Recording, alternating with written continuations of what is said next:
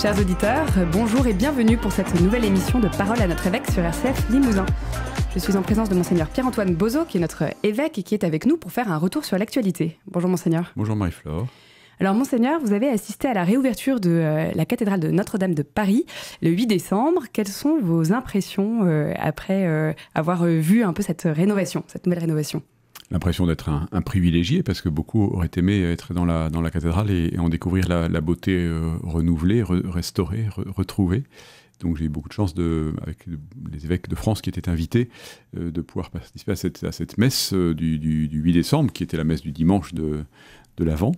Et mon impression, c'est une sorte d'éblouissement devant la beauté du lieu.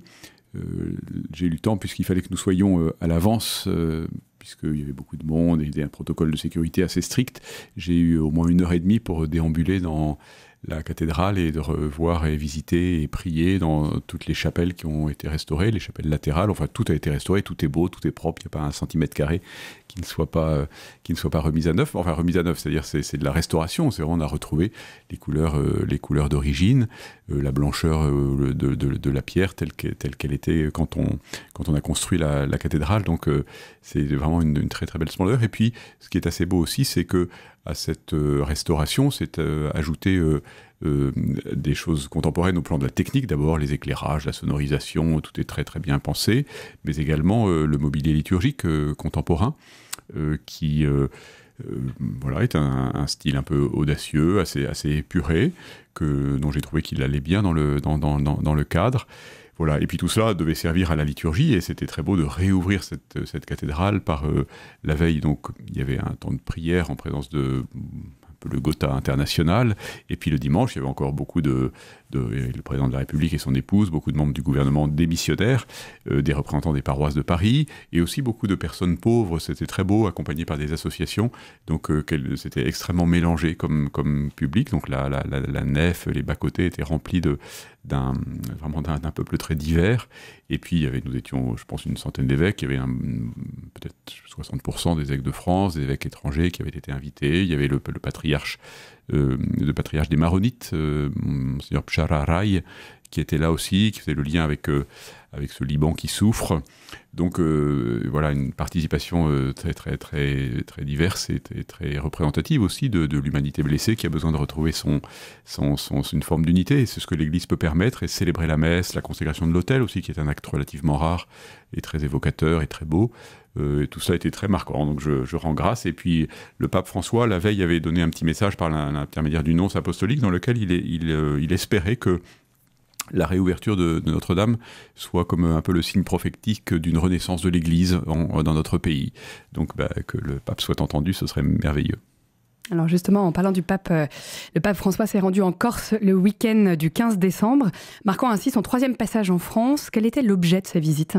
Alors l'objet de sa visite était très précis, c'était de venir honorer la clôture d'un colloque sur la dévotion populaire et le rôle des confréries en particulier.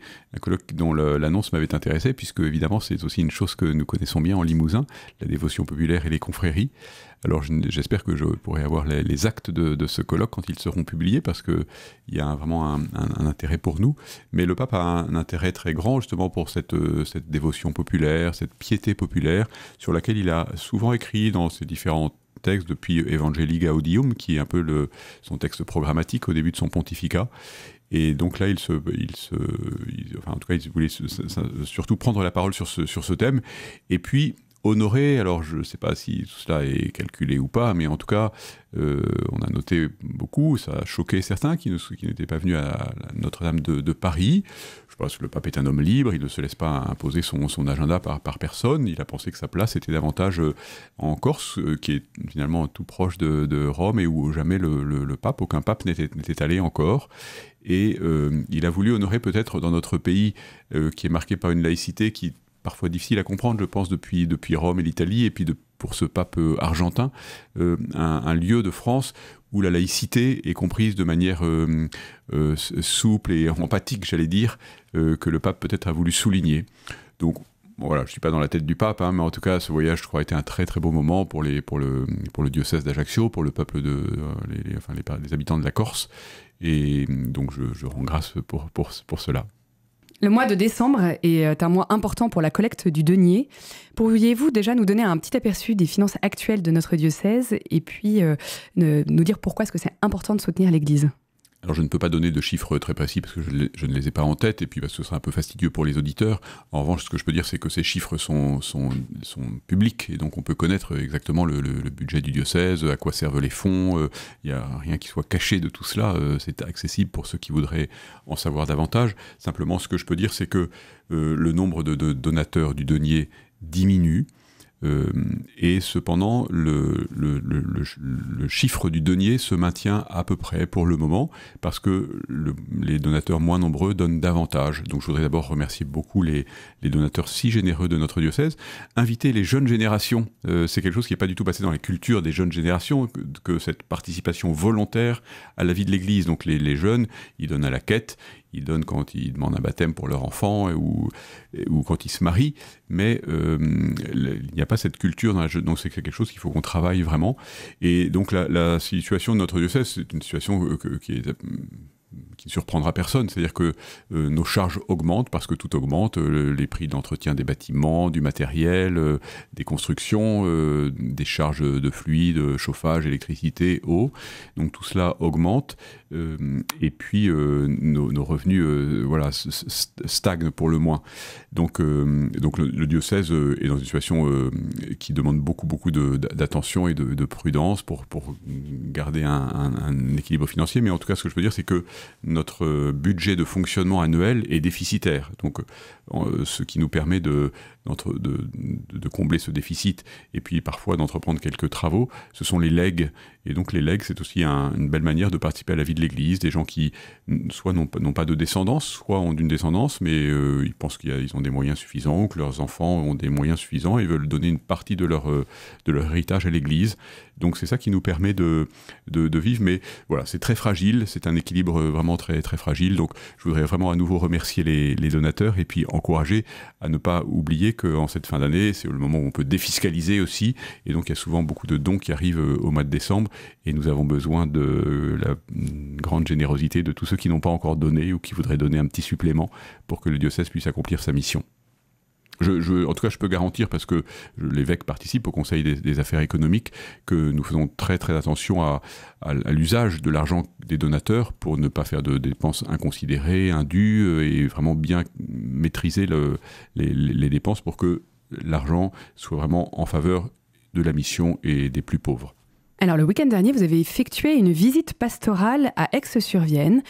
L'occasion de rencontrer les acteurs en paroisse et de vivre des temps fraternels. Alors, que retenez-vous de cette rencontre et comment est-ce que cela anime votre mission d'évêque ? J'aime beaucoup ces visites pastorales. J'en ai fait une première tournée un petit peu au pas de charge quand je suis arrivé, vraiment pour avoir une vision d'ensemble et découvrir le diocèse. Et puis, depuis, je fais un deuxième tour qui est bientôt terminé. Donc, je retourne dans les paroisses que j'ai visitées parce que je fais cette deuxième tournée 6 ans, 7 ans après. Donc, les choses évoluent, les gens changent parfois, d'autres restent. Et donc, j'aime beaucoup, en tout cas, c'est un lieu pour l'évêque important pour sentir l'odeur des brebis chère au pape François, mais être au contact des gens qui n'ont pas souvent l'occasion de rencontrer l'évêque.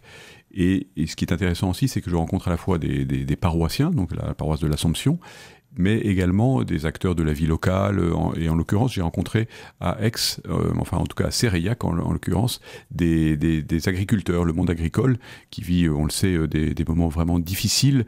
Donc j'ai visité une exploitation agricole à Saint-Martin-le-Vieux, chez monsieur et madame Deloménie, et puis ensuite j'ai rencontré une douzaine d'agriculteurs qui ont des exploitations de tailles différentes, mais qui ont tous pu partager à la fois leur passion intacte pour leur métier, mais également leurs souffrances qui sont surtout liées à des revenus qui ne leur permettent pas de vivre décemment, et à une surcharge de normes, de transcription des normes européennes qui leur pèsent énormément, d'abord en temps pris, mais également en contraintes qui sont parfois justifiées quand il y a un projet vraiment écologique, etc., mais qui sont parfois simplement une espèce de phénomène d'accoutumance à la norme administrative, mais qui n'a pas beaucoup de sens. Voilà. Donc c'est intéressant aussi pour moi de sentir, au-delà du cercle ecclésial, la vie locale, les acteurs locaux, Donc en tout cas, je crois que l'évêque peut encourager. Donc ça, c'est la mission que je sens la mienne, et encourager à garder vraiment une âme missionnaire. Mais aussi, il apprend vraiment beaucoup de ces visites en percevant ce qui fait la vie, la joie et les duretés de ce à quoi les gens sont confrontés. Alors, dans quelques jours, nous allons célébrer la naissance du Christ, qui marque également aussi l'ouverture de l'année jubilaire de l'Espérance. Quel message souhaitez-vous adresser à nos auditeurs à cette occasion ? Eh bien, je leur souhaite évidemment un joyeux Noël. Noël, ce n'est pas simplement une tradition culturelle héritée du passé avec tout un décorum qui va autour. Noël, pour nous, c'est un événement évidemment essentiel de notre foi. Nous croyons que Dieu a tellement aimé le monde qu'il a donné son Fils unique pour le sauver. Et donc, le don du Fils unique, il se manifeste concrètement, visiblement, on peut dire, dans cette naissance singulière, cette naissance unique, cette naissance miraculeuse de Jésus à Bethléem, à Noël. Donc c'est ça que nous fêtons, et que j'invite les chrétiens à découvrir vraiment profondément, en redécouvrir le sens et l'enjeu. Et puis nous fêtons Noël cette année dans la perspective de l'ouverture. Donc ce sera à Rome, l'ouverture le jour de Noël de la porte sainte de la basilique Saint-Pierre de Rome. Donc nous entrons dans une année jubilaire que le pape a voulu sur le thème de l'espérance. L'espérance qui ne déçoit pas. Il a écrit une très jolie bulle d'indiction du jubilé qui s'intitule Spes non confundit. L'espérance ne déçoit pas, c'est une citation de Saint Paul. Et je voudrais vous citer sur cette espérance, une petite citation de la lettre que les évêques de France ont écrite pour cette année jubilaire. Je cite, c'est le numéro 6, « Cette espérance, contenue dans le cœur de chaque personne comme un désir et une attente du bien, n'est ni un optimisme de commande, ni une illusion réconfortante ou le vague espoir de lendemain qui chante. Elle n'est pas non plus la promesse de solution toute faite. Elle se situe à un autre niveau. Espérer revient toujours à espérer contre toute espérance. L'espérance repose en définitive sur la certitude du salut en Jésus-Christ. » Alors je pense que si nous fêtons Noël dans cette perspective, que Noël c'est vraiment l'assurance du salut en Jésus-Christ, eh bien nous aurons une véritable espérance qui ne décevra pas malgré les difficultés du temps présent. Merci Monseigneur pour ce temps d'échange. Chers auditeurs, c'est la fin de cette émission. Je vous souhaite une très bonne journée avec les programmes de RCF.